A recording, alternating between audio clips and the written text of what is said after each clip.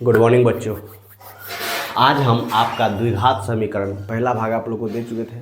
आज हम उसमें दूसरा भाग पढ़ेंगे। मुख्य रूप से आज हम लोग विवेचक के बारे में पढ़ेंगे। क्या पढ़ेंगे?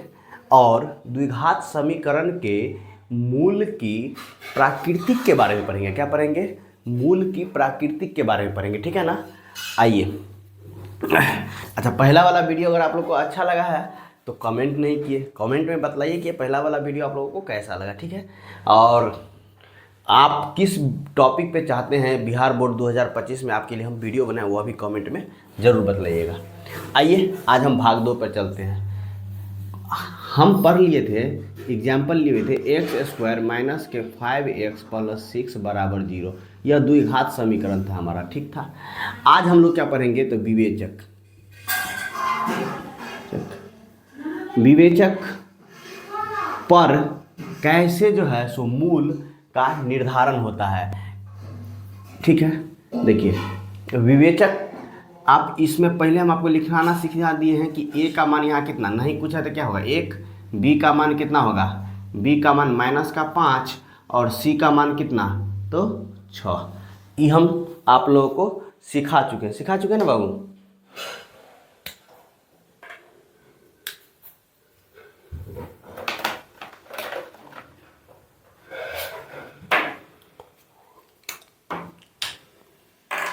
तो देखिए ए समझ गए, यहाँ बी समझ गए और सी समझ गए कि ये तीन हमको चाहिए ही चाहिए किसी भी समीकरण के मूल निकालने के लिए। तो आप समीकरण का जब मूल निकालते होइएगा तो आप अल्फा और बीटा का मान कैसे निकालते होइएगा, उसके लिए एक फार्मूला होता है। क्या होता है? डायरेक्ट मूल निकालने के लिए अल्फा और बीटा क्या है बाबू? तो यह क्या है? मूल है। किसका? द्विघात समीकरण का। किसका? द्विघात समीकरण का मूल है अल्फा और बीटा। क्या है? अल्फा और बीटा क्या है? द्विघात समीकरण का मूल है। इसको फॉर्मूला क्या होता है? देखिए माइनस बी प्लस माइनस, याद कर लीजिए आज के बाद यही जिंदगी है आप लोगों की। b² माइनस के 4ac अपॉन के 2a। जब तक बिहार बोर्ड का मैथ का एग्जाम आप लोग दे नहीं देते हैं तब तक आप इसको याद रखिएगा। ठीक है? हमेशा हमेशा के लिए यह क्या होता है? अल्फा और बीटा का मान होता है। क्या होता है? दो रूट है ना, अल्फा और बीटा, यही है। आप कहिएगा सर यहाँ अल्फा लिखे हैं वो बीटा लिखे हैं और यहाँ एक ही लिखे हैं। नहीं बाबू, इसको आप देखिए, इसको आप लिख सकते हैं कैसे? माइनस के b plus under root b² minus के 4ac अपॉन के 2a। एक ही हो गया अल्फा का मान। अब देखिए बीटा का मान क्या लिखिएगा आप लोग? माइनस के बी और प्लस वाला ले लिए हैं तो बचा कौन? माइनस वाला। तो minus under root b² minus के 4ac और बट्टा में क्या होगा? 2a। तो देखिए एक अल्फा और एक बीटा हो गया कि नहीं हो गया? यही होगा दो मूल। क्या? दो मूल निकलेगा ना द्विघात समीकरण में। तो दो मूल, एक मूल ये हो गया और एक मूल ये हो गया। मूल का मतलब क्या? रूट। समझ गए? अब देखिए, अब आप मूल निकाल लिए हैं। अब यह मूल जो निकला है ना, यह मूल जो निकला है अल्फा का मान और यह मूल जो निकला है बीटा का मान, यह कैसा होगा? मतलब कि अलग अलग होगा या समान होगा या वास्तविक होगा या अवास्तविक होगा, इसी को हमको चेक करना है। अगर आप हमसे जुड़े हुए हैं तो आप हमको यह बतलाइए कि अवास्तविक संख्या आप जानते हैं क्या होता है? अवास्तविक संख्या का उदाहरण दीजिए तो। अवास्तविक का दीजिए वो उदाहरण। अवास्तविक संख्या का एक उदाहरण आप हमको दीजिए हम बतलाएं। तो देखिए अवास्तविक संख्या, देखिए आपको रूट में कभी भी कोई संख्या दिख जाए ना, √3, इसके पीछे में क्या लगा रहे? माइनस। याद रखना है, अगर इसका होल स्क्वायर हो जाएगा तो ये वास्तविक हो जाएगा। ये नहीं हो, क्या नहीं हो? सिर्फ इस तरह से हो, इस तरह से हो। अगर देखिए रूट में है और माइनस का 8, रूट में है माइनस का 9, रूट में है माइनस का 10, रूट में है माइनस का 15, ये सब क्या है? अवास्तविक संख्या है। मतलब यह वास्तविक नहीं है, यह इमेजिनरी है। अंग्रेजी में क्या कहते हैं? इमेजिनरी। आप कल्पना कर रहे हैं कि ऐसा नंबर हो सकता है, हकीकत में ऐसा नंबर आप आज तक सवाल बनाए हुएगा तो कभी आपको कोई भी सवाल में इस तरह का नंबर आपको अभी तक नहीं देखने को मिला होगा, क्लास 10 तक। अब पढ़िएगा 11th में इमेजिनरी नंबर, एक अलग चैप्टर ही है पूरा, ठीक है। मगर आप अगर इसको नहीं देखें तो यही कहलाता है वास्तविक संख्या। यहाँ पे टीचर लोग कभी बताता ही नहीं है बच्चा को वास्तविक संख्या और अवास्तविक संख्या है क्या, सिर्फ बता देता है रूट क्या होगा, वास्तविक और अवास्तविक। नहीं, पहले आप अवास्तविक समझ लीजिए, अवास्तविक होता क्या है, ठीक है। अगर आप अवास्तविक समझ गए तो हमको बतलाइए वास्तविक क्या होगा। अरे बाबू वास्तविक क्या होगा, वास्तविक संख्या?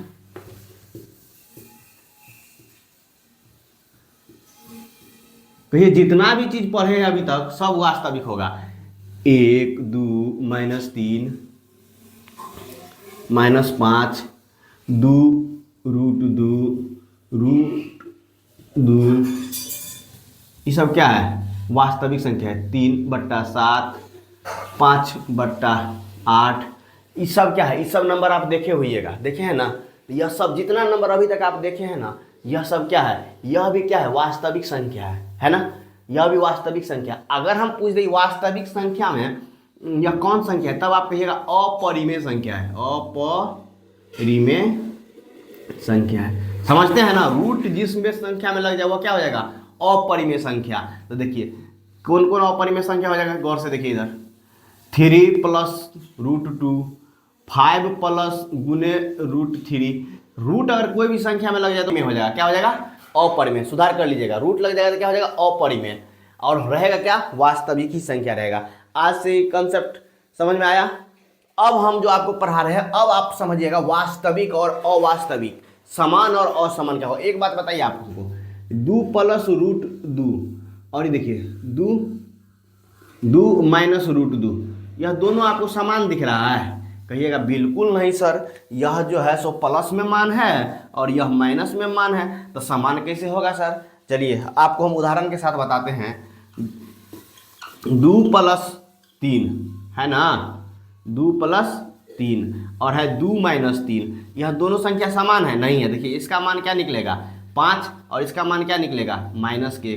क्या 5 - 1 के बराबर है? नहीं है। तो यह दोनों संख्या क्या है, असमान है। इतना चीज समझ गए तो अब आप समझिएगा विवेचक। क्या समझिएगा, अब आप विवेचक समझिएगा, और विवेचक पर कैसे जो है द्विघात समीकरण का मूल डिपेंड करता है, आधारित है, वो आप देखिएगा, ठीक है। आइए इस सबको हम आज रब कर देते हैं। यह हमारा भाग 2 चल रहा था, वो भी चला गया। चलिए कोई बात नहीं, भाग 2 भी चला गया था।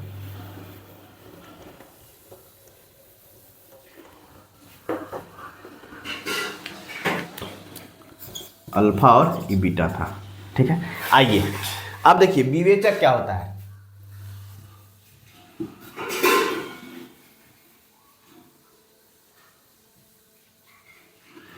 ई वाला फॉर्मूला देख रहे हैं, इसमें जो ई मान देख रहे हैं ना, इसी को विवेचक कहते हैं। अंग्रेजी में इसको क्या कहते हैं, डिस्क्रिमिनांट। डिस्क्रिमिनांट इसको डी से सूचित करते हैं। किससे सूचित करते हैं, डी से सूचित करते हैं। अब इसको विवेचक को आप शॉर्ट में क्या लिखिएगा, डी लिखिएगा, ठीक है। अब देखिए ई वाला जो पद है इसको क्या कहेंगे, डी, मतलब b² - 4ac लिखिएगा ना, यही कहलाएगा आपका क्या, डी। क्या कहलाएगा, डी। डी को आप क्या कहिएगा, विवेचक। क्या कहिएगा, विवेचक। अब देखिए इसका मान देखिए, अपने पास एक समीकरण था क्या, x² - 5x + 6। हम पहला समीकरण ले लेते हैं। दूसरा समीकरण हम आपको ले लेते हैं x² - 4x + 4, ठीक है। तीसरा समीकरण हम ले लेते हैं x² - 2x + 1, यह हम तीसरा समीकरण ले लेते हैं।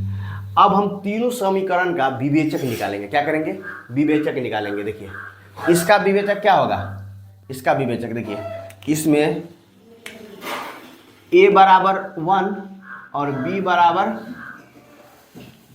-5 और c बराबर क्या है, तो 6 है। देखिए एक बार हम इसको रब करते हैं, पूरे को एक साथ देखते हैं, ठीक है। देखिए बच्चे, तीन कंडीशन में अलग अलग विवेचक को हम लोग देखते हैं कैसे है। ठीक है, आइए अब यहाँ आप विवेचक निकालेगा तो बी इसमें पहले लिख लीजिए ए का मान क्या दिया हुआ है, बी का मान क्या दिया हुआ है और सी का मान क्या दिया हुआ है। इस तरह से अगर हम एक बार लिख लें, ए बराबर यहाँ 1 है, बी बराबर आपको -2 है और सी बराबर आपको 2 है। यहाँ ए बराबर 1 है, बी बराबर आपको -4 और सी बराबर भी 4 है। और यहाँ ए बराबर 1 है, बी बराबर -5 है, सी बराबर 6 है ना। तो अब आप विवेचक का हम आपको सूत्र दे चुके हैं क्या होता है। ठीक है, तो देखिए b² माइनस के 4ac। अब यहाँ b का मान रखिए -2 का होल स्क्वायर -4 गुने a का मान 1 और c का मान 2, तो यह हो जाएगा 4 और -8, यह हो जाएगा -4। तो d का मान कितना हो गया, यह d बराबर था तो d का मान कितना यहाँ आ गया -4।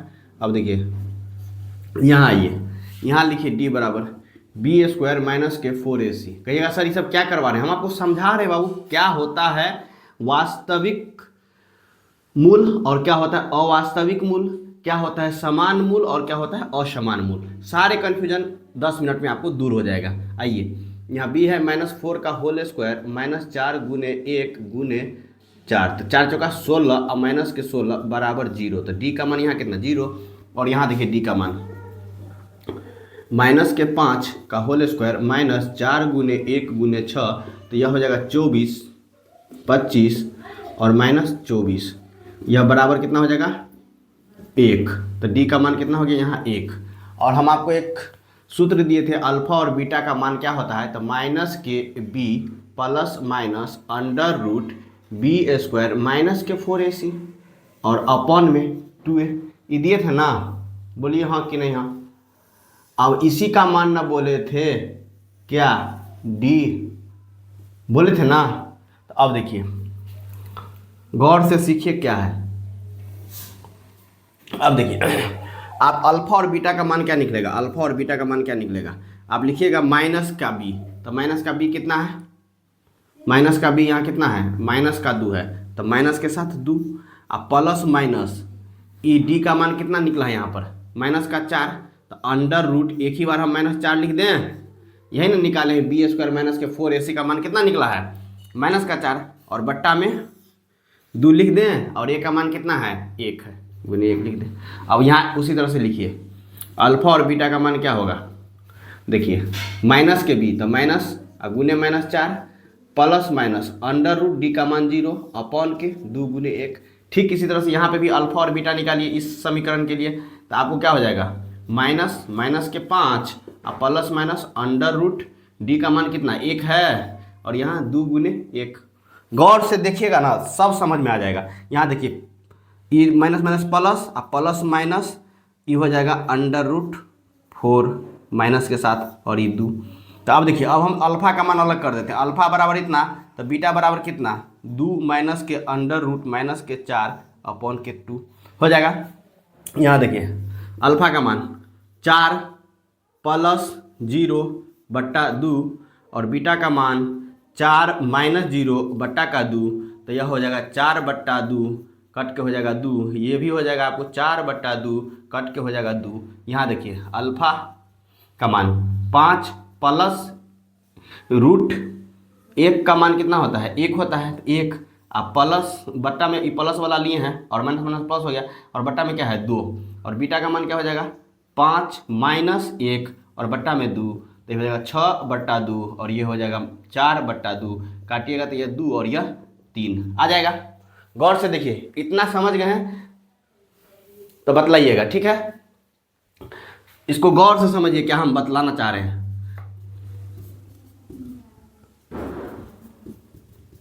गौर से देखिए समझ रहे हैं हम जो क्या समझाना चाह रहे हैं,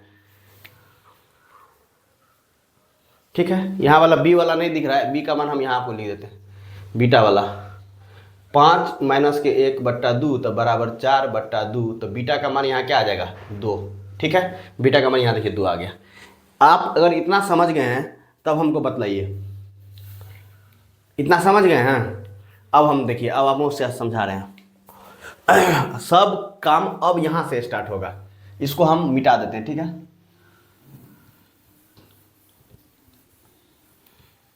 अब देखिए देखिए ई जो आप देख रहे हैं ना यहाँ डी, ई जो आप यहाँ देख रहे हैं ना डी, ई जो देख रहे हैं ना -4, अब देखिए यह क्या हो गया, अवास्तविक। क्या हो गया, अवास्तविक। रूट के अंदर में -4 है तो अवास्तविक, मगर अल्फा और बीटा का मान क्या समान है, देखिए यहाँ प्लस है और यहाँ माइनस है तो अलग अलग है। जब डी का मान कितना है, -4, मतलब डी का मान क्या है, छोटा है किससे, 0 से। किससे, आइए यहाँ से स्टार्ट हो गया। डी का मान क्या हो, 0 से छोटा हो बाबू, तो 0 से छोटा है तब ना डी का मान -4 है। 0 से छोटा क्या, -1, -2, -3, -4, ये सब 0 से छोटा है ना, तो डी का मान कब क्या है, डी का मान क्या है, 0 से छोटा है। तब आपका हमेशा मूल क्या होगा, मूल क्या होगा, देखिए मूल क्या होगा, अवास्तविक। लिख लीजिएगा अवास्तविक। क्या होगा, अवास्तविक। और क्या है, देखिए अल्फा का मान अलग और बीटा का मान अलग, तो असमान। जब समान रहेगा तब ना, अलग अलग है, अल्फा का मान प्लस में √4 है और बीटा का मान माइनस में 4 है, तो जब अलग अलग है तब क्या हो जाएगा, असमान। तब जब ये क्या है आपका विवेचक, जब विवेचक का मान क्या हो, 0 से छोटा हो, तो आपको हमेशा मूल की प्रकृति कैसी रहेगी बाबू, तो अवास्तविक और असमान रहेगा। समझे इतना।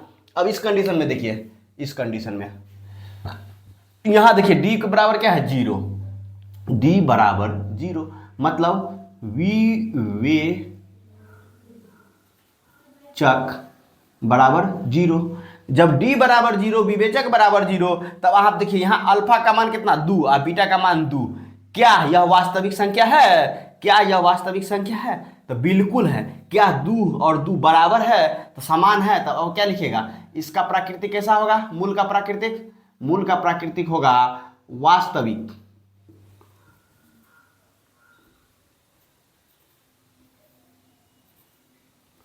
और क्या, तो समान। इतना याद करना ही पड़ेगा, और समझाए हैं कितना मेहनत करके, आपको ही समझ लीजिए। और नहीं याद कीजिएगा तो सवाल नहीं बनेगा। इस पर तुम क्वेश्चन जो है ना आंख मूंद के पूछता है बिहार बोर्ड। क्या पूछता है, बिहार बोर्ड। डी का मान 0 दे देगा, आप कहीं पर जो है सो समीकरण में यहाँ क्या करेगा, 4 के जगह के दे देगा, कहेगा अगर मूल इसका जो है सो विवेचक 0 है तो के का मान ज्ञात कीजिए। ठीक है, आंख मूंद के ऐसा क्वेश्चन सब आपको देखने को मिलेगा। इसीलिए प्यार से समझिए, प्यार से समझा रहे हैं, एकदम बेसिक करके समझा रहे हैं और कंपैरिजन करके समझा रहे हैं हर चीज में। अब यहाँ देखिए अल्फा का मान कितना है, 3, अब बीटा का मान कितना है, 2। क्या यह दोनों समान है, नहीं है, मगर क्या है, वास्तविक है। तो इसका मूल क्या हो जाएगा, मूल क्या हो जाएगा, जब डी क्या है, बड़ा है 0 से। बाबू रे, 1 क्या है, बड़ा है ना 0 से, 2, 3, 4 क्या है, बड़ा है ना 0 से, तो इसका मान कितना है, डी का मान 1। तो 1 क्या है, डी से बड़ा है। जब डी से बड़ा होगा यानी डी बड़ा होगा किससे, 0 से, तो मूल क्या हो जाएगा, मूल आप लिखिएगा वास्तविक। और क्या लिखिएगा, असमान। बात समझे, नहीं समझे तो अभी समझ लीजिए। इसका मूल क्या आया है, हमको मूल आया है पहला वाला कंडीशन में, जब d हमेशा क्या रहता है हमारा, d हमेशा हमारा क्या रहता है, 0 से छोटा रहता है, 0 से छोटा रहता है, तो मूल का हमेशा क्या होगा, अवास्तविक होगा। मूल को अवास्तविक होने के लिए d का मान हमेशा 0 से कम होना चाहिए और तब हमेशा असमान आएगा। ठीक है, अब देखिए वास्तविक होगा कब, जब d का मान 0 से बड़ा होगा। क्या होगा, d का मान 0 से छोटा और d का मान 0 से बड़ा, तब क्या, वास्तविक। और क्या, असमान। दोनों कंडीशन में समान असमान असमान। देखिए यानी इसका भी 2 रूट निकलेगा और इसका भी 2 रूट निकलेगा। जब क्या रहे, या तो d 0 से छोटा रहे या d 0 से बड़ा रहे, तो हमेशा क्या रहेगा, असमान रहेगा। मगर d 0 से छोटा रहेगा तो अवास्तविक, d 0 से बड़ा रहेगा, मतलब d क्या है, 0 से बड़ा है, तो वास्तविक। और एक कंडीशन ऐसा है, जब d का मान 0 हो जाता है, d का मान 0 हो जाता है, तो अपना रूट क्या हो जाता है, मूल क्या हो जाता है, दोनों समान हो जाता है। देखिए 2 और 2 समान है, समान है ना, और क्या है, वास्तविक भी है, या बहुत ही भी है, टॉप में है। इसके लिए, इस तीनों कंडीशन के लिए यह कंडीशन क्या है, सबसे मोस्ट इंपॉर्टेंट कंडीशन है सवाल सेट करने के लिए, एग्जामिनर के लिए। ठीक है, तो उम्मीद करते हैं आज के सवाल तो हम नहीं ले पाए, मगर आज हम आपको बस थ्योरी दे दिए हैं। इससे ज़्यादा आपको कुछ नहीं पढ़ना है द्विघात समीकरण में। मेरा द्विघात समीकरण का पहला वीडियो देख लीजिए और यह दूसरा वीडियो देख लीजिए। इसके अलावा अगर दुनिया में कहीं थ्योरी दिया हुआ है तब आप हमको कमेंट करके बतलाइए। एकदम बेसिक से समझा है मूल का। देखिए, एक वाला मूल का d बराबर 0 होगा तो वास्तविक और समान, d का मान बड़ा होगा 0 से तो अवास्तविक और असमान, और d का मान छोटा होगा 0 से तो मूल क्या होगा, अवास्तविक और असमान। हम अवास्तविक समझा चुके हैं, जब अवास्तविक क्या होगा बाबू रे,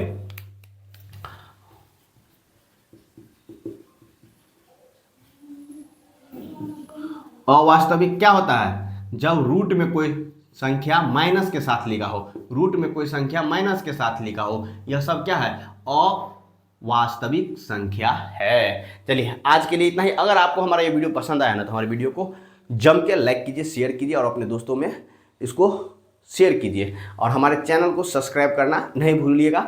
इसी तरह से बेसिक कंसेप्ट के साथ क्लियर पिक्चर पाना चाहते हैं आप कोई भी टॉपिक पर तब। ठीक है, आज के लिए बस इतना ही, धन्यवाद।